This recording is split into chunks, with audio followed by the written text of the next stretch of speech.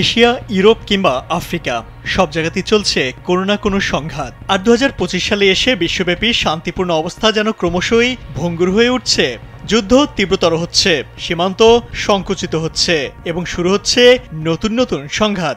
Global piece index বা GPI অনুসারে দ্বিতীয় বিশ্বযুদ্ধের পর থেকে রাষ্ট্রভিত্তিক সংঘাতের সংখ্যা সর্বোচ্চ পর্যায়ে পৌঁছেছে। আর শুধুমাত্র এই বছরই 3টি সংঘাতের সূত্রপাত হয়েছে বলে জানিয়েছে institute for economics and piece. অস্থিরতার মধ্যেও কিছু দেশ নিরাপত্তার ক্ষেত্রে বিশ্ব দরবারে নিজেদেরকে নিরাপদ দেশ হিসেবে তুলে ধরেছে। গ্লোবাল পিস ইন্ডেক্সের প্রতিবেদন অনুযায়ী 2025 সালে বিশ্বের সবচেয়ে শান্তিপূর্ণ দেশের তালিকায় শীর্ষস্থানে রয়েছে আইসল্যান্ড। অন্যদিকে এই তালিকায় বাংলাদেশের অবস্থান 123তম। বাংলাদেশের প্রতিবেশী দেশ ভারত আছে এই তালিকার 115তম স্থানে। এছাড়া পাকিস্তান পিছিয়ে আছে 144তম স্থানে। মূল্যায়ন করা 163টি দেশের মধ্যে সবচেয়ে শেষে আছে রাশিয়া।